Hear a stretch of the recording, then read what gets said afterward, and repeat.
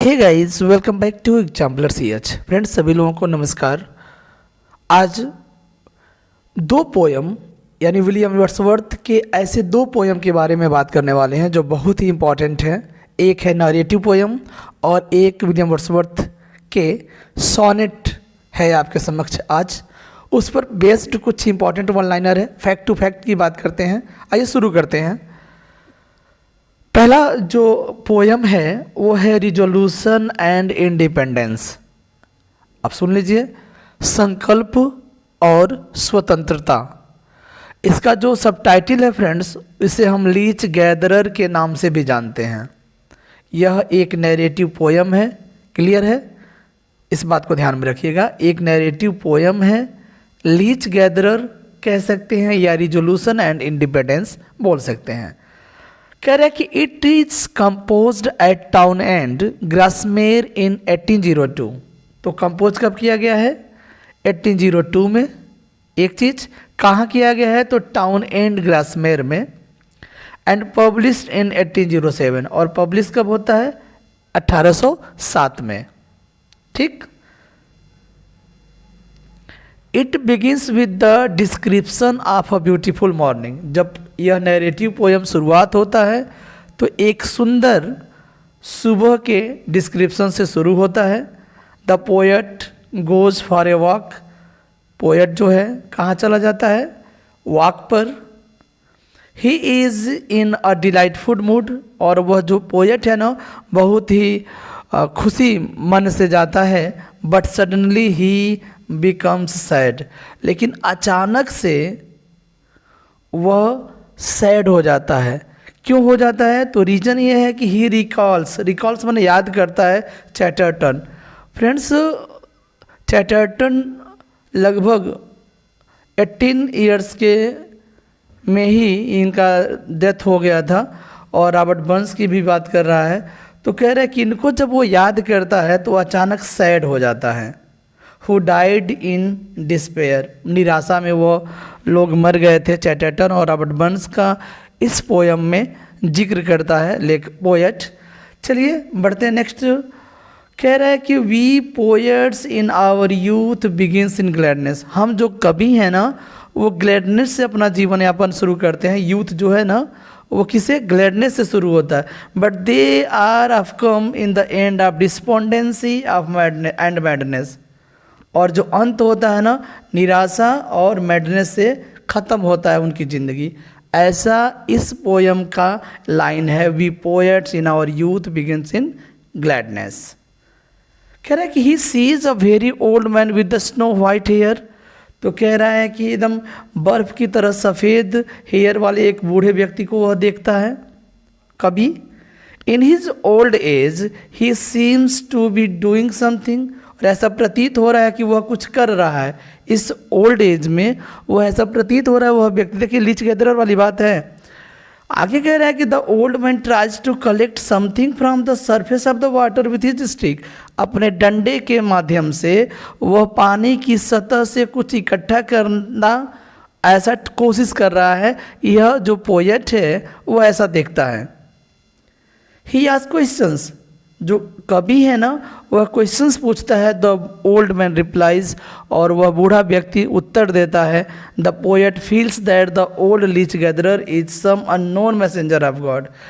Friends, poet यहाँ महसूस करता है कि वह जो लीच गैदरर है ना, वो अननोन मैसेंजर है। किसका? गॉड का, यानी ईश्वर का एक अज्ञात क्या बोलते हैं, मैसेंजर है, दूत कह सकते हैं। ठीक है, बढ़ते हैं आगे। This old man seems to be giving the message of resolution and independence. और यह व्यक्ति है ना, कैसा मैसेज देता है? तो रिजोल्यूशन एंड इंडिपेंडेंस का मैसेज दे रहा है, ऐसा प्रतीत हो रहा है। कभी ऐसा हमसे बोल रहा है। Even his old age he gathers leeches in order to support himself.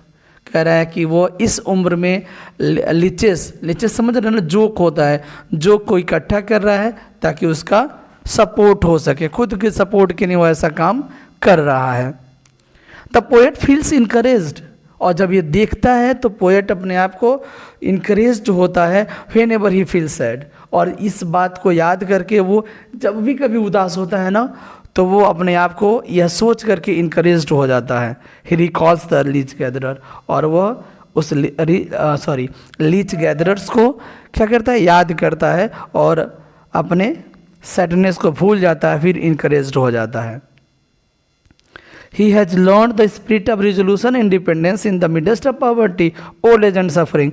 कह रहा है कि उस कष्ट में, उस ओल्ड एज में, उस गरीबी में उसने रिजोल्यूशन और इंडिपेंडेंस के स्पिरिट को सीखा है।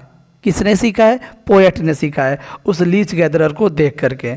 The style of this poem is simple and effective. आगे कह रहा है कि इस पोएम का जो स्टाइल है ना फ्रेंड्स, वो बहुत ही सिंपल और इफेक्टिव है, साधारण और प्रभावी है। Coleridge commented on constancy of style. इसके स्टाइल पर एस.टी. कॉलरिज ने फ्रेंड्स कमेंट किया है क्या? On inconstancy of style. Done. Wordsworth used rhyme royal in this poem, और वर्ड्सवर्थ ने अपने इस नैरेटिव पोएम में राइमर ऑयल का यूज किया है। Rhyme royal 7 line stanza. In the poem the poet calls Chatterton a marvellous boy, और इस पोएम में चैटरटन को विलियम वर्ड्सवर्थ ने एक मार्वेलस बॉय के नाम से बोला है। तो इंपॉर्टेंट फैक्ट से ध्यान रखिएगा। There is also a reference to Robert Burns, और रॉबर्ट बर्न्स के बारे में भी उन्होंने बोला है कि इन द लाइन, किस लाइन में? तो आई थॉट ऑफ हिम, मैं उसके बारे में सोचा, हु वर्कड, जिसने काम किया, इन ग्लोरी एंड इंजॉयड, यानी वो अपने ग्लोरी में, उसने गौरव में काम किया और इंजॉय किया। किसके बारे में? रॉबर्ट बर्न्स के बारे में। और मार्वेलस बॉय किसको बोला है? तो चैटरटन को बोला है। ठीक है ना। ये रहा किसके बारे में?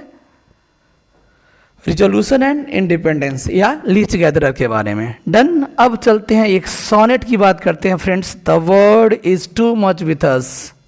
ठीक, आइए कह क्या रहा है? The word is too much with us is a Wordsworth sonnet. Friends sonnet की बात करते हैं तो वर्ड्सवर्थ 523 सोनेट लिखे हैं।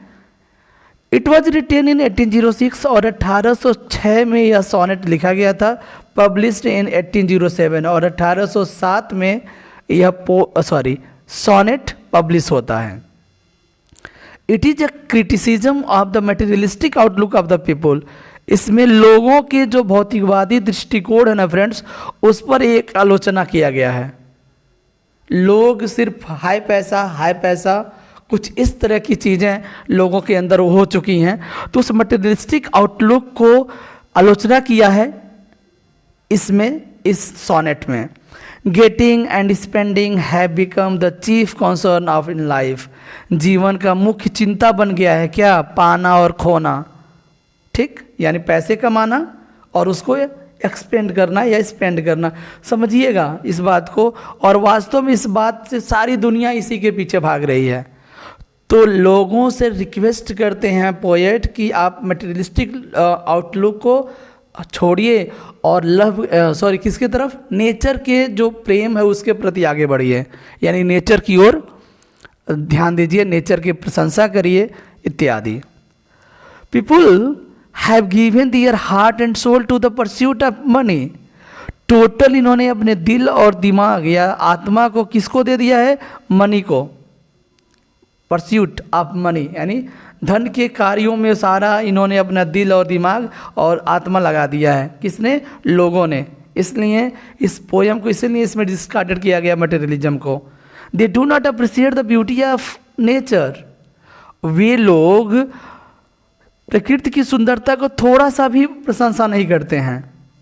आगे, the poet likes to be a pagan. Pagan मतलब होता है नास्तिक। कह रहा है कि लोगों को क्या होना चाहिए? पैगन माने दो चीज़ होता है, एक तो नास्तिक होता है, दूसरा मूर्ति पूजक होता है। तो कह रहे हैं कि क्या? मूर्ति पूजक होना पसंद करता है ताकि he may remain in touch with nature. ताकि लोग किसके टच में रहना चाहिए? नेचर के टच में रहना चाहिए। वे विलियम वर्ड्सवर्थ ने डोरोथी वर्ड्सवर्थ को बहुत बार बोला है कि आपको प्रकृति के टच में ही रहना है। बढ़ते हैं आगे। This sonnet has the rhyming scheme of ABBA CD यानी देखिए once again ABBA CD ठीक। कह रहे the poet has mention the two sea gods Proteus and Triton. इस पोयम में जैसे अभी पिछले जो पोयम मैंने अभी बताया है नैरेटिव पोयम, उसमें रॉबर्ट बर्न्स और चैटरटन के बारे में जिक्र किया है, ठीक उसी तरीके से इसमें टू सी गॉड्स के बारे में, जिसका नाम प्रोटियस और ट्राइटन है, उसके बारे में जिक्र किया है। इसीलिए मैं इन दोनों पोयम को एक साथ लाने की कोशिश किया हूँ। आइए प्रोटियस के बारे में जान लेते हैं कि द ग्रीक सी गॉड, यह भी एक सी गॉड है, who can assume different shapes. एक ऐसे गॉड हैं, ऐसे देवता हैं जो बहुत सारा अलग अलग आकार ले सकते हैं। किसकी बात कर रहा है? प्रोटियस की। ट्राइटन की बात करते हैं, इज सी डेटी, डेटी मैंने भी देवता होता है, एक समुद्री देवता हैं, हु हैज़ द पावर, जिनके पास बहुत ही शक्ति है, टू सूद मने शांत करने के लिए द रेस्टलेस वेव्स, यानी बेचैन लहरों को शांत करने की क्षमता है। ऑफ द सी, यानी समुद्र के लहरों को शांत करने की क्षमता है किसको? ट्राइटन के पास। By blowing conch shell, blowing मने बजाकर, कॉन्च सेल मने आपको बता दें शंख होता है। क्या होता है? शंख होता है, यानी शंख बजा करके समुद्र के बेचैन लहरों को शांत करने की शक्ति है ट्राइटन के पास, है ना। आइए आगे बढ़ते हैं। The word is too much with us late and soon. Friends ये इंपॉर्टेंट लाइन है, the word is too much with us late and soon. तो ये स्टार्टिंग लाइन है, और एक लाइन और आपके समक्ष में रखता हूँ। एक लाइन है the sea that bears her bosom to the moon. यह लाइन इसलिए मैंने रखा है, इसमें आपको यस भी पूछता है, फिगर ऑफ स्पीच भी पूछता है कि क्या है। तो सबसे पहले फिगर ऑफ स्पीच की बात कर लेते हैं कि इसमें फिगर ऑफ स्पीच पर्सनिफिकेशन को दर्शाया गया है। पर्सनिफिकेशन इसमें कह रहे हैं कि सी दैट बेयर्स, बेयर्स माने अपने आप को खोल देता है, हर बॉसम खिल जाता है, किसके सामने? मून के सामने। तो खिलने और खुलने का जो बात होता है फ्रेंड्स पर्सन की तरह होता है, इसमें समुद्र की बात को रखा गया है, समुद्र को मानव माना गया है, इसलिए यहाँ पर पर्सनिफिकेशन हो जाएगा फिगर ऑफ स्पीच। और ये इंपॉर्टेंट लाइन है, द वर्ड देखिएगा, द वर्ड है यल होगा, the word is to much with us. ठीक है, ये रहा कुछ इम्पॉर्टेंट वर्क के कुछ क्वेश्चंस। मिलते हैं नेक्स्ट वीडियो में कुछ और इम्पॉर्टेंट पोएम्स के साथ। बने रहिए with Exemplar CH। Thank you for watching the video. Bye bye, take care.